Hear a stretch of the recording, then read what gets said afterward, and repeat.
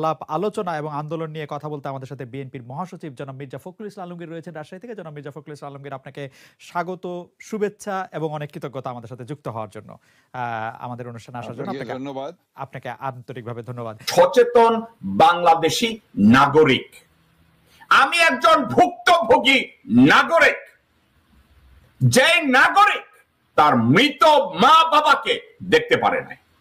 আমি ওই নাগরিক দেশের পক্ষে কথা বলার জন্য আমার মায়ের মুখে আমি শেষ পানিটুকু আমি তুলে দিতে পারি নাই, আমার বাবার মুখে শেষ পানিটুকু তুলে দিতে পারি নাই।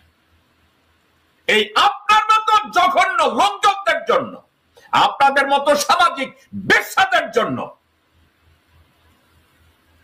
বাংলাদেশের একজন নাগরিক জেকব মিল্টনকে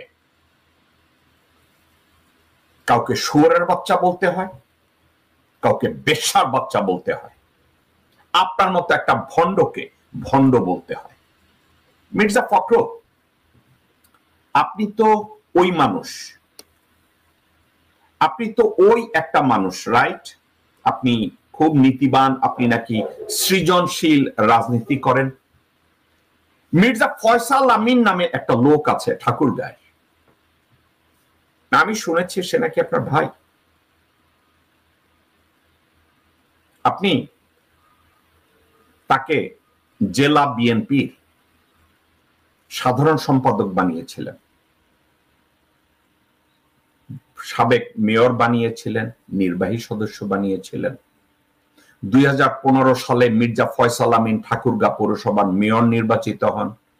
তবে ঋণ খেলাপি হিসাবে সে সময় তার নামে নির্বাচন কমিশনে অভিযোগও জমা পড়েছিল। মির্জা ফখরুল, আপনি অত্যন্ত ক্লিন না? ওকে। অ্যাডভোকেট অরুণাংশ দত্ত, টিটু উপজেলা চেয়ারম্যান, ঠাকুরগাঁও সদর উপজেলা এবং আওয়ামী লীগ নেতার বাড়িতে হামলা ঠেকানো এবং ওই অরুণাংশ দত্ত টিটুকে নিরাপদে বর্ডার পার করা এবং জেলায় তার যাবতীয় সম্পদ রক্ষার দায়িত্বটা আপনার পরিবার নিয়েছে। মির্জা ফখরুল, আপনি নিয়েছেন, আপনার ভাই মির্জা ফয়সাল আমিন নিয়েছে। এ বাবদ 10 কোটি টাকার লেনদেন হয়েছে না? 10 কোটি না যেন 11 কোটি টাকার লেনদেন হয়েছিল। আপনি কয় টাকা পেয়েছেন? 5ই আগস্টের আগে মির্জা ফয়সাল, তার কোনো নিজস্ব গাড়ি ছিল না, কিন্তু 11 কোটি টাকার পরে মির্জা ফয়সাল আমিন এখন অত্যন্ত দামি গাড়িতে চলে। জেলা আওয়ামী লীগের সাধারণ সম্পাদক দীপক কুমার রায়ের নিরাপত্তাও বিধান করেছেন মির্জা সাহেব আপনি এবং আপনার পরিবার, এবং বিনিময় মূল্য আবার কয়েক কোটি টাকা। আপনি কত পেয়েছেন? ঠাকুরগাঁয়ের প্রথম নারী জেলা প্রশাসক হিসাবে 11ই সেপ্টেম্বর নিয়োগ পান ইশরাত ফারজানা। কাজে যোগদান করেই সরকারি নানা অধিদপ্তরের সাথে বৈঠক করলেও জেলা বিএনপি নেতাদের সাথে বৈঠক না করায় ক্ষুব্ধ হন আপনার ভাই মির্জা ফয়সাল। ঠাকুরগাঁ সরকারি বালিকা উচ্চ বিদ্যালয় নির্মাণ ভবন চাঁদা দাবির ঘটনায় বাধা দিলে ইরশাদ ফারজানাকে 27শে নভেম্বর ঠাকুরগাঁও থেকে রাঙ্গামাটিতে বদলি করা হয়, যার পিছনে আপনি ইনফ্লুয়েন্স করেছেন। আপনি নিজে ইনফ্লুয়েন্স করেছেন মির্জা ফখরুল। ঠাকুরগাঁও থেকে তাকে একজন জেলা প্রশাসককে কোথায় পাঠাইছেন? বান্দরবন। এবং এই কাজটা কিভাবে হয়েছে? রাঙ্গামাটিতে পৌঁছায়া আপনি পাইছেন কি? মানে আপনি বিএনপির বিকাহুনা, আপনি বিএনপির অনেক চোরকে হেফাজত করেন, তাদেরকে আপনি শুয়োরের বাচ্চা বলে গালি দেন না, কারণ ওর ভাগটা আপনার ভাগে আসে। মির্জা ফখরুল,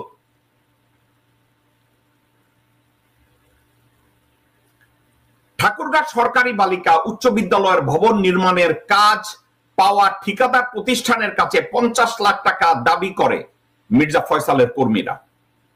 সেই টাকার বিষয়টি নিষ্পত্তি না হওয়ায় আজ অবধি নির্মাণ কাজ থেমে রয়েছে। মির্জা ফখরুল, আপনি আপনার ভাইকে দিয়ে এগুলো করাচ্ছেন, তো এগুলো কি আপনার দায়িত্বের মধ্যে পড়ে? আপনি না একজন সজ্জন ব্যক্তি, রাজনীতিবিদ।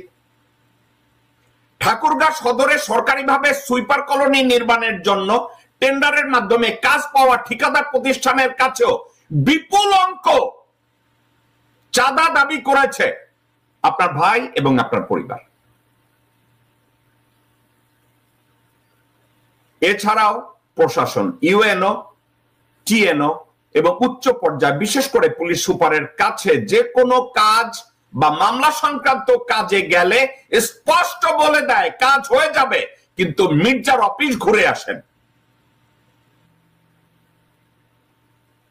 আওয়ামী লীগ নেতা কর্মীদের মামলার ভয় দেখানো, চার্জশিট থেকে নাম বাদ দেওয়ার মাধ্যমে বেশ ভালো ইনকাম করেছেন আপনারা, আপনি এবং আপনার ছোট ভাই।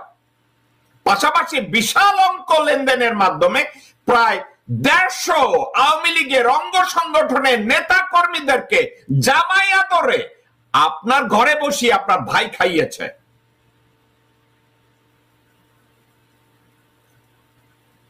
এই কিন্তু নিজ দলের নেতা কর্মীদের তোপের মুখে মানববন্ধনের মুখোমুখি হন আপনারা, যেটা পরবর্তীতে স্থগিত হয়। মির্জা ফয়সাল আমিন ও তার অনুসারীদের চাঁদাবাজি ও অনিয়ম নিয়ে 1 এপ্রিল নিজ জেলায় বিএনপি মহাসচিব মির্জা ফখরুল ইসলাম আলমগীরকে সাংবাদিক সম্মেলনে প্রশ্ন করা হলে আপনি সেসব প্রশ্নের উত্তর না দিয়ে ওখান থেকে কেটে পড়েছিলেন। মির্জা ফখরুল, আপনি একজন নিঃসন্দেহে শিক্ষিত একজন মানুষ। আপনি কি মার্জিত? হ্যাঁ, আপনি মার্জিত। আপনি আমার মতো অভদ্র না। এখন কথা একটা, আপনার এই ভদ্রতার মুখোশের আড়ালে লুকিয়ে আছে একটা ভণ্ডামি। আপনার ভদ্রতার মুখোশের পিছনে লুকিয়ে আছে এক দেশদ্রোহী রয়ের দালাল। আপনার এই ভদ্রতার পিছনে লুকিয়ে আছে একটা হারামজাদা। আপনার এই ভদ্রতার পিছনে লুকিয়ে আছে একটা নরপশু, যে দীর্ঘ 17 বছর 20 বছর বিএনপির মহাসচিব থাকাকালীন একটা যোগ্য নেতৃত্ব, একটা যোগ্য বিপ্লব আপনার দ্বারা হয়নি, এবং বিএনপির নপুংসক নেতৃত্ব আপনার মতো একটা বাটপারকে এখন মহাসচিব করে রেখেছে। মির্জা ফখরুল, যখন আপনার নেতার বিরুদ্ধে আপনি বলেছেন আপনার নাকি ভাই একজন তারেক রহমান, আপনার ভাই নাকি একজন তারেক রহমান, রাইট? তা আপনার ভাইকে যখন এই নপুংসক এই কথাটা বলে, আপনি কি করেছিলেন? লন্ডনে থেকে কি করে জানেন? আমি কয়েকদিন লন্ডনে গেছি, আমি যে তারেক জি এখানে কি করে, কেমনে চলে, কয়েকটা টাকা নিয়ে এসে কিছু, আর কিছু লোক নমিনেশনের সময় টাকা দেয়, আর এখানে ওই সার্টিফিকেট দিলে নাগরিকত্ব পাওয়া যায়, সেই সার্টিফিকেট বেছে একজন। বুঝলাম না কি তারেক জিয়া নাগরিকত্ব পায় কি? ওই যে লন্ডনে যে কি পলিটিক্যাল অ্যাসাইলাম পায় না, ও এগুলির জন্য নাকি টাকা দেয়। তো এরকম অনেক লোক দালাল আছে, নিয়ে যায় 10 লাখ টাকা পেলে হেতে দেয় 5 লাখ টাকা, আর দালাল নিয়ে যায় 5 লাখ টাকা, একটা সার্টিফিকেট দেয়, সে বাড়ি গেলে বিএনপি করে তারে মেরে ফেলবে। তো এই কারণে কি পলিটিক্যাল আসাম দেয়, এইভাবে তারা। তো এইভাবে আপনি রাজধানী করবেন? ওকে, এই কথাটা সত্য অথবা মিথ্যা এর ইনভেস্টিগেট করার দায়িত্ব আপনার। কিন্তু জনাব তারেক রহমানকে যখন ডিফেন্ড করে এই চোর তাজুল, এ তো কোনো সাধারণ মানুষ না। এই চোর তাজুল তো ওই চোর তাজুল যে স্বাধীনতা পদকের স্বর্ণ চুরি করেছিল হাসিনার কাছ থেকে, ওই তাজুল। এখন এই তাজুলের মতো লোক যখন জনাব তারেক রহমান অর্থাৎ মির্জা ফখরুল আপনার দলের নেতাকে এভাবে ডিফেন্ড করে, এভাবে অসম্মান করে, আপনি কি তার কোনো জবাব দিয়েছিলেন নাকি মেনে নিয়েছিলেন যে তারেক রহমানকে যদি ডিফেন্ড করে, তারেক রহমানকে যদি মেরেও ফেলে, আমি মির্জা ফখরুলের কিছু আসে যায় না, আমি তো মহাসচিবই থাকবো। বেগম খালেদা জিয়া যদি মারা যায়, যাক, বিএনপির আলটিমেট নেতৃত্বে তো আমিই আছি। বিষয়টা কি তাই? আপনি কি কিছু করেছেন মির্জা ফখরুল? করেছেন কিছু? আপনি বলেন নাই, কারণ আপনার মতো নপুংসকরা তখনও বসে থাকে, কিছু বলা যাবে না। মির্জা ফখরুল, আপনি কি এটার উপরে কোনো মন্তব্য করেছিলেন?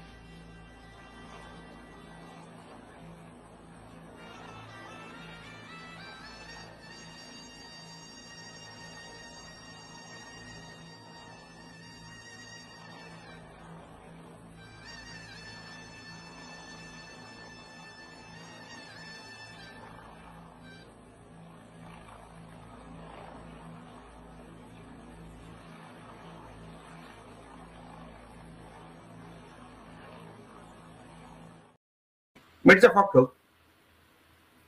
এই হেলিকপ্টারে করে জেনারেল ওয়াকার, ভারতের এনএসজির কিছু স্নাইপার শুটার ছিল গণভবনে। তাদের কাজ ছিল, হাসিনা যদি কাউকে শুট করতে বলতো, গণভবন থেকে তারা বেরিয়ে যেত প্রিপারেশন নিয়ে।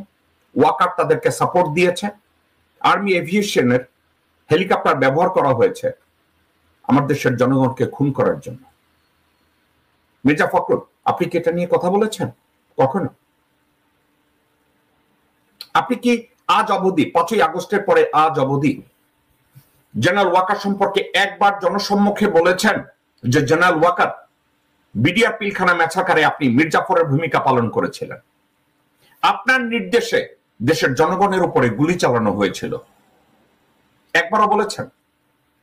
আপনি কথায় কথায় বলেন সংস্কার পরে নির্বাচন আগে, সংস্কার আগে নির্বাচন, সংস্কার পরে নির্বাচিত লোকজনরা তারা এটার দায়িত্ব পালন করবে। আপনি কি এটা নিয়ে কথা বলেছেন কখনো? আপনার নির্বাচন, এরা তো আপনি নিজে জানেন না যে গত 53 বছরের রাজনীতিবিদরা কমপ্লিটলি ফেল করেছে বাংলাদেশের সংস্কার করতে? অযোগ্য, অথর্ব, অদূরদর্শী, অসৎ, নীতিহীন ভারতীয় কুত্তার বাচ্চারা গত 53 বছরে বাংলাদেশের কোনো কিছুতে রিফর্ম করতে দেয়নি। এটা আপনি জানেন না?